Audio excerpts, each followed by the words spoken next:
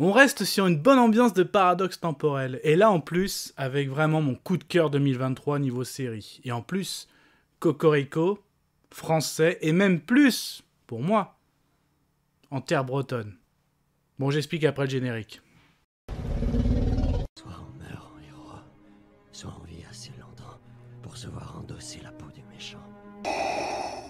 Pour ce genre de choses, il existe des hommes comme moi. Il t'arrive de saigner. Vous pouvez respirer, vous pouvez cligner des yeux, vous pouvez pleurer. Ah, m'a ramené le conduit celle-là. Maintenant que j'ai votre attention, accroche-toi, petit.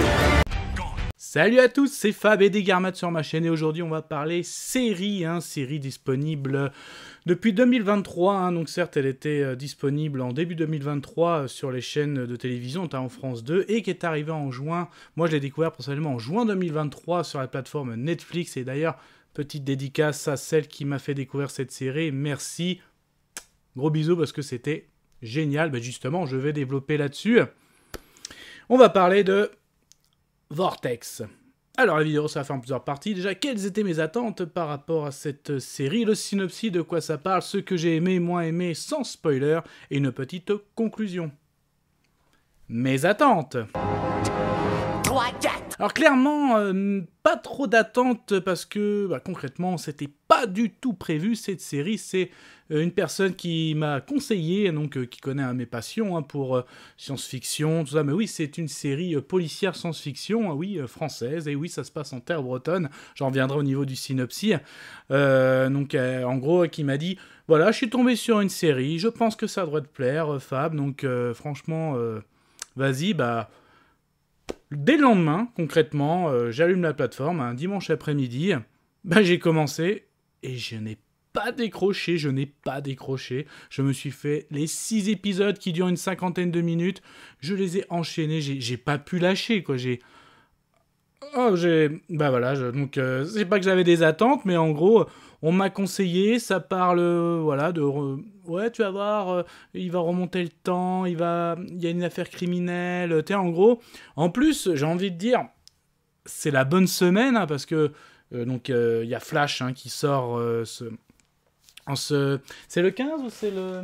Ouais, ce 14, parce que moi je vais à l'AVP, j'irai le 13 à l'AVP, mais effectivement, The Flash de DC qui sort, là aussi ça parle de voyage dans le temps, ou même autre univers, et d'ailleurs est disponible aussi l'avis sur l'animation Justice League Flashpoint, donc on est en plein dedans, même pour vous dire, c'était juste la semaine d'avant, Transformers...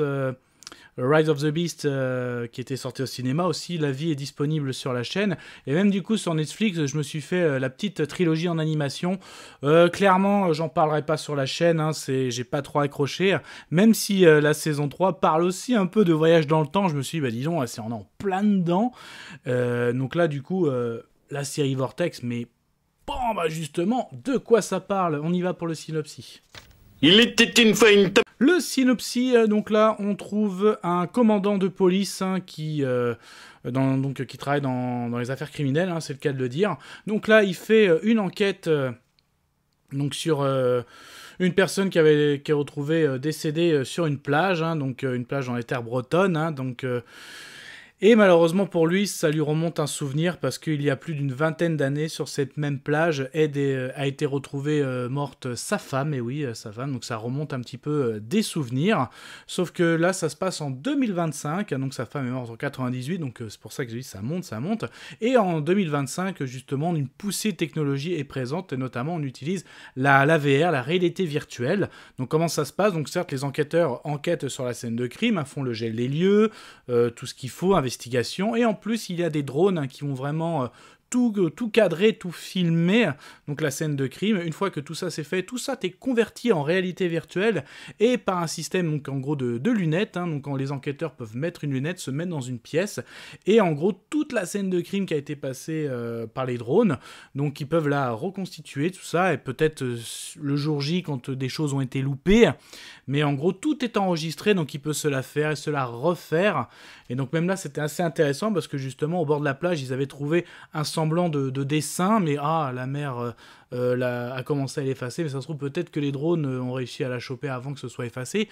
Donc il y a plein de petites choses comme ça qui est intéressantes, mais là, qu'est-ce qui va se passer? Parce que là, une faille temporelle va se produire pour cet enquêteur, parce qu'une fois qu'il analyse sa scène de crime en réalité virtuelle, eh ben, il revoit sa femme, et sa femme, justement, qui est bien présente, c'est bien elle, hein. Et donc en gros une faille temporelle se produit, ils arrivent à communiquer ensemble, et tout ça, ça va relancer notamment, on va dire, parce qu'il la voit, mais quelques jours avant qu'elle ne perde la vie, tout ça va relancer, je pense que vous en doutez un petit peu, oui, hein, elle n'est pas morte, ce n'est pas un accident, ça va lancer une affaire criminelle, et une affaire criminelle qui est étendue toutes ces années grâce à cette faille temporelle.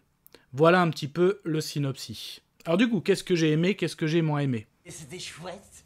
Ah, ça craint. Ah, immonde. Je t'aime plus que 3 fois 1000. Déjà, partons sur un des points forts, j'ai même pas dire le point fort, mais un des points forts, le casting, hein. Donc, le commandant de police judiciaire que je parle, c'est Thomas Sisley. Je pense que c'est au niveau des acteurs français, mais que ce soit dans Balthazar, moi je l'ai adoré aussi, notamment dans Largo Winch ou encore même dans Truand. Donc qu'est-ce qu'il envoie, quoi. Et il confirme encore, hein, parce que justement là il a plusieurs rôles, à savoir son rôle donc dans 2025, mais aussi son rôle en 98. Donc en 98, c'est on va dire quelqu'un qui vient de perdre sa... Non, on le voit encore même avant qu'il perde sa femme, mais aussi après, on le voit en 2025, hein, donc l'histoire de quelqu'un qui a refait sa vie, hein, ce commandant de police, donc il joue mais très très bien, c'est le cas de le dire. J'ai envie de faire une petite tournée au niveau du casting, parce que j'ai envie de dire, ce commandant est sa première femme, hein, donc Mélanie, hein, c'est son nom qui donne Mélou, c'est tout à fait mignon, je connaissais pas Camille Clarisse, mais excellente aussi, elle est très très bien. Pareil, hein, donc après, il joue, c'est Ludo, hein, le commandant de police, Ludovic. Ludovic a refait sa vie avec Parvana, ouais c'est ça, donc joué pareil par Zineb Triki, ouais c'est ça. Excellente aussi, une aussi que j'adore, c'est celle qui a un peu créé cette réalité virtuelle, en tout cas qui en est responsable, donc Agathe, mais son personnage il est excellent, quoi, donc à la fois cru, à la fois j'ai pas 4 bras, tout ça, elle a son comportement, son personnage à elle, vraiment très très bien, le casting est vraiment mais excellent. Ce que j'ai envie de dire aussi... pareil, donc au niveau il y a de l'alchimie entre les acteurs. Ce qui est très très bon, c'est que l'alchimie entre Ludovic et Mélanie, Mélou, sa première femme, est excellente. Parce que je rappelle, il y a la première vie en 98, il y a l'après, mais il y a aussi quand ils se voient par rapport à cette faille temporelle. Je la trouve excellent. Il y a plein de scènes où ils se créent des liens, et ça jusqu'à la fin de la saison, c'est vraiment excellent. Mais à la fois le lien qu'il a aussi avec sa deuxième femme, il est excellent aussi, je les trouve très bons au niveau des alchimies, ouais, c'est le cas de le dire, c'est vraiment très très bon, quoi. C'est bourré de rebondissements, parce que oui, en gros, au début, quand ils se rencontrent, il y a le choc, déjà, c'est pas possible, c'est pas réel, et après, même le fait, on va voir si c'est réel, donc ils commencent, alors je donne une intrigue, je vais pas spoiler, hein, c'est non-spoil, bah voilà, on est en 98, hein, en été 98, et oui, ça se passe au moment de la Coupe du Monde 98, donc là, au début, quand ils se rencontrent, c'est au moment de la demi-finale, donc France-Croatie, donc même s'ils se donnent le score, il me fait, attends, tu te rappelles, en demi-finale, on était, en gros, chez des amis, bah là, du coup, on avait fait une photo, bah là, du coup, si t'y vas pas, on va vite voir la photo, tu seras manquante. Bah ça marche, sauf que rien que ce petit changement a créé de graves conséquences. Je vais pas aller plus loin, mais c'est pour montrer au début, ils font des petits trucs pour voir si c'est vrai, et après ils vont vouloir aller plus loin, parce que oui, évidemment, elle, Mélanie, ne veut pas mourir, c'est le cas de le dire, même lui, il ne veut pas, sauf qu'après, il y aura tellement de choses, parce qu'il va se dire, mais oui, mais si tu ne meurs pas, je vais pas rencontrer ma deuxième femme, ils ont eu un fils, voilà, il y a plein de choses comme ça, bourré de...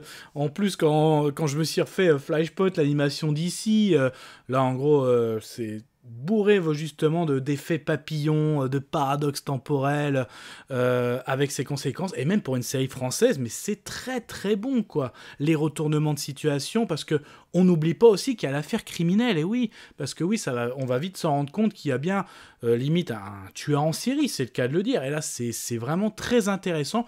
Et ça marche bien aussi, parce que le coup des paradoxes temporels, ça marche très très bien. Le coup de la réalité virtuelle, mais ça m'a emporté, quoi. C'est très bien, le casting est très bon, mais même l'affaire criminelle est passionnante. Il y a cet effet Cluedo qui est présent, t'as l'impression que, ouais, on devine c'est qui, mais oui, c'est lui. Et en fait, tu te dis, ah, non, mais franchement, j'ai mis le doute sur tout le monde, que ce soit... Ça se trouve, c'est un des flics en interne. Ça se trouve, c'est un procureur, quelqu'un de la justice. Ça se trouve, ça se trouve, sa deuxième femme, c'est peut-être ça. En fait, tout le monde est suspect, donc ça marche bien. Je pense que quand ça fait cette sensation, c'est que ça marche bien. Donc, c'est le cas de le dire, ça a très bien marché. Peut-être le truc qui peut poser le crâne, mais là, je pense qu'il ne faut pas se prendre la tête, c'est comment... Une réalité virtuelle, donc que tout le monde pense qu'une réalité virtuelle, en gros, vous connaissez, vous mettez vos lunettes et vous êtes dans un monde virtuel. Comment des drones qui ont filmé un endroit, donc après c'est enregistré, c'est dans une base de données, quand tu mets tes lunettes et la base de données, ça se passe au commissariat, hein, c'est le cas de le dire. Après, comment ça peut produire cette faille temporelle? Parce qu'en gros, ils se donnent des rendez-vous à telle heure, on se retrouve à telle heure, on fait le point, ça a marché.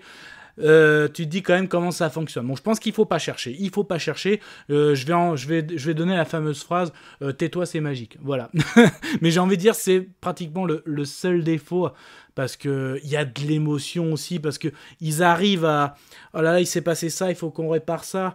Il y a plein de petites choses comme ça. Il y a des moments d'émotion. Franchement, moi j'en ai eu dans l'épisode 3. Je l'ai aussi au final, le final. J'ai eu mon petit moment d'émotion. Non, franchement, mais c'est mon coup de cœur 2023. En plus français, en Bretagne, oui, je suis breton, donc je pense que vous l'avez remarqué quand je dis des garmettes sur ma chaîne, quand je dis prenez soin de vous Kenavo, bah oui, je pense que vous l'avez remarqué bien sûr que je suis breton, mais là quand je vois cette série qui se passe en Bretagne, française, science-fiction, non franchement, voilà, moi je vous la conseille, ça c'est clair, donc conclusion. Je vais conclure. La conclusion de la série Vortex, forcément, série science-fiction française en terre bretonne. Moi, je vous la conseille, c'est vraiment moi mon coup de cœur de série 2023. Un Thomas Sisley, un casting au top, une enquête criminelle qui est très passionnante, de la science-fiction qui est bien menée pour une série française. Non, concrètement, comment j'ai pu passer à côté de ça en janvier 2023? En plus, en ce moment, sur France 2, qui confirme, je suis en train de suivre Abyss, hein, donc là, justement, par rapport à, en gros, l'intrigue, hein, je fais des petits shorts à chaque semaine, et il y aura l'avis général en fin juin, quand la série sera terminée.